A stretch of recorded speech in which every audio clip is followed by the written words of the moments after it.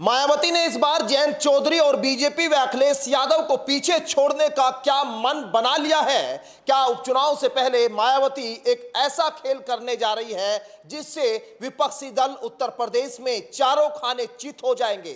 दरअसल ये तमाम सवाल इसलिए खड़े हो रहे हैं कि मायावती अब उपचुनाव को लेकर एक बार फिर से सक्रिय नजर आ रही है। जो मायावती उपचुनाव में कभी शिरकत नहीं किया करती थी, अब मायावती गिरते बसपा के जनाधार को बढ़ाने के लिए अब यहां उपचुनाव की तैयारियां कर रही है। उपचुनाव को लेकर बैठकें कर रही है ताकि उत्तर प्रदेश में विपक्षी दलों को मात दी जा सके।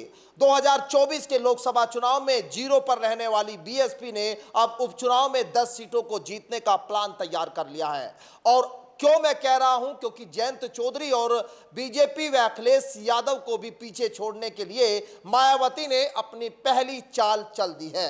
क्योंकि मायावती ने अभी यहां यूपी के उपचुनाव को लेकर 2 सीटों पर अपने प्रत्याशी उतार दिए हैं। कहा जा रहा है कि मायावती ने अभी तक इन दोनों सीटों पर भले ही नाम का ऐलान नहीं किया हो, लेकिन यहां कार्यकर्ताओं को आज की बैठक में साफ संदेश दे दिया है कि यहां बीएसपी से उन्होंने 2 सीटों पर प्रत्याशी चुनावी मैदान में उतारने का मन बना लिया है। वक्त आने पर नाम भी मैं घोषित कर दूंगी।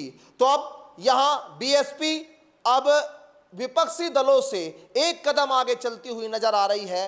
अब ऐसे में जहां अभी चुनाव को लेकर तारीखों का ऐलान तक नहीं हुआ है, जहां अभी तक जो विपक्षी गठबंधन राष्ट्रीय लोकदल है, बीजेपी है, समाजवादी पार्टी अपनी तैयारियों को ही धार देने में लगी है, जहां एक तरफ समाजवादी पार्टी यहां अपनी 10 सीटों को लेकर गठबंधन में किसकी क्या स्थिति होगी इस पर अभी मंथन कर रही है, जहां भारतीय जनता पार्टी राष्ट्रीय लोकदल को कितनी सीटें देगी, निषाद पार्टी को कितनी सीटें देगी, इस पर अभी चर्चा कर रही है। वहीं अब मायावती ने आज अपने कार्यकर्ताओं को साफ संदेश दे दिया है कि आने वाले उपचुनाव में बीएसपी पूरे जोर शोर के साथ चुनावी मैदान में उतरने जा रही है। आकाश आनंद को जहां पर अलग राज्यों में होने वाले विधानसभा चुनाव की अब जिम्मेदारी दी गई है, वहीं खुद उत्तर प्रदेश की कमान मायावती ने 10 सीटों को लेकर संभाल ली है। और आज जो बैठक बुलाई गई, इस बैठक में कई बड़े फैसले भी लिए गए हैं। मायावती ने जो पिछली बैठक बुलाई थी, उस बैठक में यहां जो कार्यकर्ताओं को समीक्षा करने के लिए काम दिया गया था, उस पर भी यहां आज रिपोर्ट मांगी गई बीएसपी सुप्रीमो मायावती की ओर से। और यह कहा गया कि जो पिछला काम आप लोगों को दिया गया था, उसकी रिपोर्ट मेरे टेबल पर मुझे सौंपे। दूसरी जो बड़ी बात थी, यहां पर आरक्षण को लेकर भी यहां केंद्र सरकार पर भड़कती हुई नजर आई है मायावती, और एक बार फिर से सियासी संदेश देने की कोशिश की है कि दलितों के साथ किसी भी प्रकार का अन्याय जो है वो नहीं होने देगी। तो अब आक्रामक रूप जो मायावती का दिखाई दे रहा है, इसका उपचुनाव में कितना असर होगा ये तो देखना दिलचस्प होगा। लेकिन लोकसभा चुनाव में मायावती जब जीरो पर गई थी और उन्होंने ये कहा था कि मुस्लिमों का वोट उनको नहीं मिला और उनकी कुछ गलतियां हुई थी जो टिकट उन्होंने दिए थे, उसके बाद मुस्लिमों में भी इसका रोष देखा गया था। विपक्षी पार्टियों ने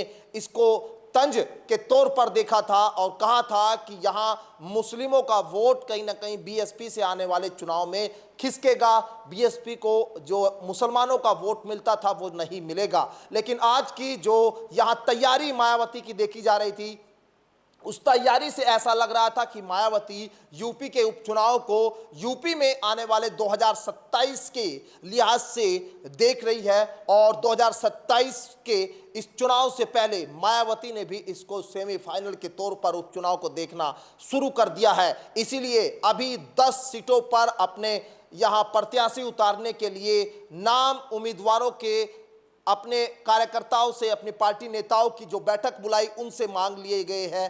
पिछली बार जो रिपोर्ट मांगी गई थी वो रिपोर्ट जो है मायावती के पास पहुंच गई है। तो अब यहां जयंत चौधरी और बीजेपी व समाजवादी पार्टी किस तरह से मायावती की इस चाल से आगे निकलेंगे ये देखना बड़ा दिलचस्प होगा। लेकिन उत्तर प्रदेश में यूपी में जिस तरह से यहां उपचुनाव को लेकर सियासत गरमा रही है, मायावती के इस दांव को कैसे जो है विपक्षी दल मात दे पाएंगे, किस तरह से यहां समाजवादी पार्टी अब अपने प्रत्याशियों के नाम का ऐलान क्या कुछ जो है अब मायावती के बाद करने जा रहे हैं, यह देखना बड़ा दिलचस्प होगा। फिलहाल आज की इस जानकारी में मेरे साथ इतना ही, मुझे दीजिए इजाजत, नमस्कार।